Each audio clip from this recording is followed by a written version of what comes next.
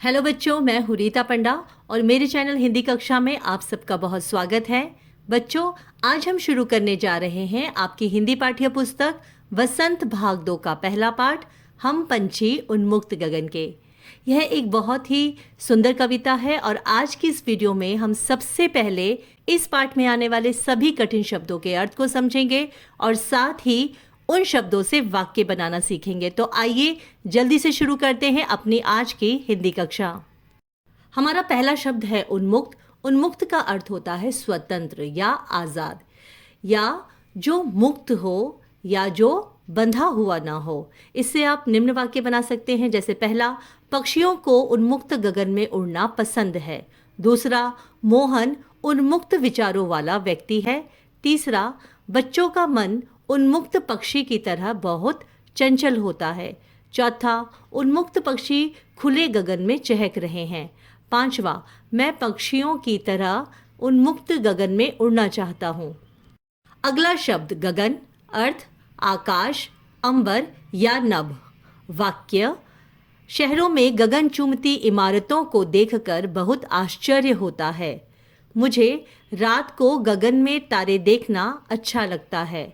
वर्षा के बाद नीला गगन बहुत सुंदर दिख रहा है।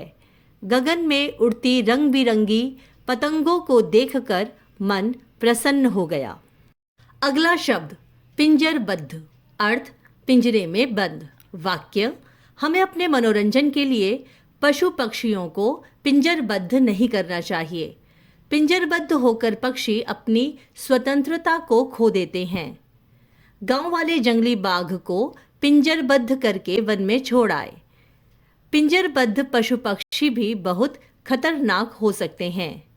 पिंजरबद्ध पक्षियों की पीड़ा को जानकर मेरा मन बहुत दुखी हो गया। अगला शब्द कनक। कनक का अर्थ होता है स्वर्ण या सोना। बच्चों, आप सभी जानते हैं यह एक बहुमूल्य पीली धातु होती है जिसके गहने बनाए जाते हैं। वाक्य, सोने को संस्कृत में कनक या स्वर्ण भी कहा जाता है। कनक के आभूषण बहुत महंगे होते हैं। पक्षियों को कनक से बने पिंजरे से अधिक प्रिय अपनी आज़ादी है। कनक से बनी यह मूर्ति बहुत सुंदर और कीमती है। यह वस्तु तो कनक के समान चमक रही है। अगला शब्द पुलकित, अर्थ गदगद होना या रोमांचित होना। वाक्य, अपने पुत्र को कुशल देखकर माता का रोम रोम पुलकित हो गया। अपने मित्र की सफलता को देखकर मैं पुलकित हो गया। वसंत ऋतु में प्रकृति की सुंदरता को देखकर सभी का मन पुलकित हो जाता है। पहली बार हवाई यात्रा करते समय मेरा अंग अंग पुलकित हो उठा था। कई वर्षों बाद अपने विद्यालय को देखकर मेरा तन मन पुलकित हो उठा। अगला शब्द कटुक, अर्थ कटु या कड़वा, अर्थात जो मन को या चित्त को ना भाए या बुरा लगे। वाक्य, हमें सभी से सदा मीठे वचन बोलने चाहिए, कटुक नहीं। उसका स्वभाव ऐसा है जैसे कटुक करेला। निबोरी का स्वाद बहुत कटुक होता है। अपने मित्र के कटुक शब्दों को सुनकर मैं बहुत दुखी हूँ। उसके कटुक वचनों के कारण ही उससे कोई मित्रता नहीं करता। अगला शब्द निबोरी। बच्चों, नीम के वृक्ष का जो फल होता है उसे निबोरी कहते हैं। वाक्य, निबोरी का उपयोग दवा बनाने के लिए किया जाता है। पक्षियों को उनकी आज़ादी प्यारी है, चाहे उन्हें कटुक निबोरियां ही खानी पड़े। सड़क पर चारों ओर निबोरियां फैली हुई हैं। टूटी निबोरियों में से एक अजीब सी गंध आ रही है। निबोरी बहुत कड़वी होती है। अगला शब्द श्रृंखला। बच्चों, धातु की कड़ियों की लड़ी या जंजीर को श्रृंखला कहते हैं। इसके अलावा पंक्ति या कतार के लिए भी श्रृंखला शब्द का प्रयोग किया जाता है, या क्रम में आने या होने वाली बहुत सी बातें, चीज़ें या घटनाओं के लिए भी श्रृंखला शब्द का प्रयोग किया जाता है। वाक्य, लोहे से बनी यह श्रृंखला बहुत मजबूत है। ओलंपिक खेलों की श्रृंखला जल्द ही शुरू होने वाली है। विश्व के कुछ सबसे ऊंचे पर्वत हिमालय पर्वत श्रृंखला में स्थित है। आज से हमारे विद्यालय में हिंदी भाषण प्रतियोगिता की एक श्रृंखला शुरू होने जा रही है। अगला शब्द गति। बच्चों, जाने की अवस्था या चलने की रफ्तार या चाल को गति कहते हैं। वाक्य: तुम बहुत तेज गति से कार चला रहे हो। यह बालक बहुत तेज गति से दौड़ता है। आज वायु मंद गति से बह रही है। घने कोहरे के कारण सड़क पर गाड़ियां बहुत धीमी गति से चल रही हैं। समय की गति के साथ हमारे रहन सहन में बहुत बदलाव आ गया है। अगला शब्द तरु, अर्थ वृक्ष या पेड़। वाक्य: यह वन हरे भरे तरुओं से भरा हुआ है। वर्षा ऋतु में सारे तरु हरे भरे हो जाते हैं। तरुओं से हमें छाया मिलती है। इस तरु पर कई पक्षियों के घोंसले हैं। इस तरु के फल बहुत मीठे हैं। अगला शब्द अरमान, अर्थ इच्छा, लालसा, कामना, चाह, महत्वाकांक्षा, ख्वाहिश। वाक्य: उसे विदेश घूमने का बड़ा अरमान है। रोहन का अरमान है कि वह बड़ा होकर एक डॉक्टर बने। अपने पुत्र की सफलता को देखकर माता पिता के सारे अरमान पूरे हो गए। कम अंक आने से उसके सारे अरमान टूट गए। यदि हम मेहनत करें तो एक दिन हमारे सारे अरमान जरूर पूरे हो सकते हैं। अगला शब्द चुगते या चुगना। चिड़िया का अपनी चोंच से दाना उठा उठाकर खाने की क्रिया को चुगना कहते हैं। वाक्य: मेरे छत पर बहुत सी चिड़िया दाना चुगने आती हैं। दाना चुगते कबूतर को देखकर बालक खुशी से ताली बजाने लगा। पंछी दाना चुगने के लिए दिन भर इधर उधर उड़ते फिरते हैं। गेहूं का ढेर देखकर बहुत सारे पक्षी वहां गेहूं के दाने चुगने आ गए। अगला शब्द तारक। तारक का अर्थ होता है तारे, नक्षत्र या तारों से भरा। वाक्य: रात में तारकों से भरा आकाश अत्यंत मनोहर दिखता है। सूर्य के प्रकाश में सारे तारक समूह जैसे गायब हो जाते हैं। सूर्य वास्तव में एक तारक ही है। दिवाली में जलते हुए दीप तारक के समान ही प्रतीत होते हैं। तारक समूह को तारामंडल के नाम से जाना जाता है। अगला शब्द सीमाहीन। सीमाहीन का अर्थ होता है जिसकी कोई सीमा न हो या जो असीम हो या सर्वव्यापी हो। वाक्य: यह आकाश सीमाहीन है। हमें इंटरनेट की सहायता से सीमाहीन जानकारियां मिल सकती हैं। सूर्यास्त के समय सीमाहीन क्षितिज की सुंदरता देखने योग्य होती है। चारों ओर फैले विशाल और सीमाहीन समुद्र को देखकर मेरा मन रोमांच से भर गया। अगला शब्द क्षितिज।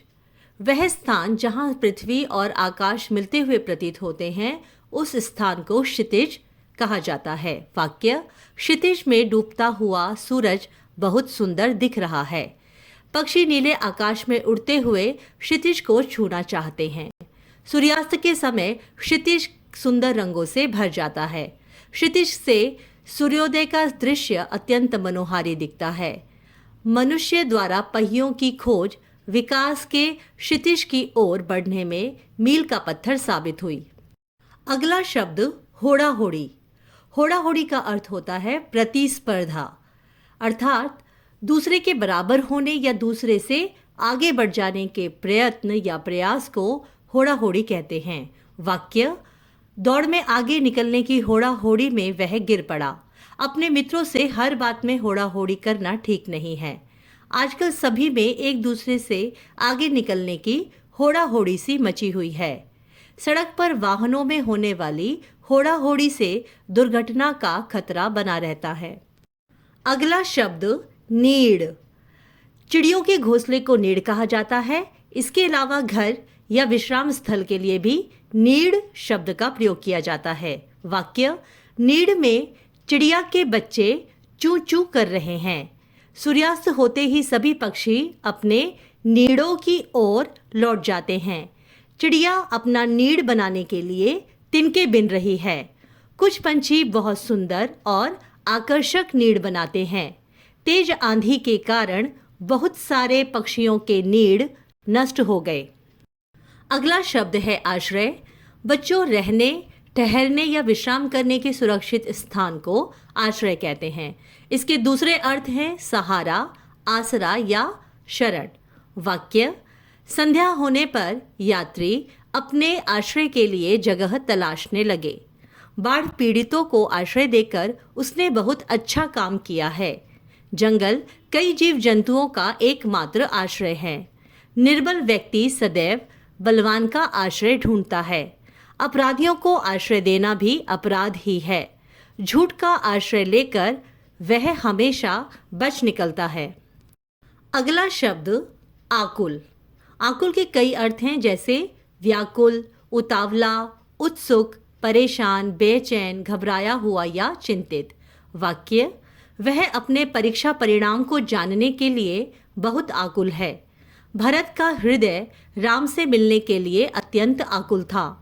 बहुत दिनों के बाद अपने मित्रों से मिलने के लिए वह बहुत आकुल है। गर्मी से आकुल होकर वह वृक्ष के नीचे बैठ गया। अचानक नौकरी चले जाने से वह बहुत आकुल हो गया है। आज मेरा मन बहुत आकुल है।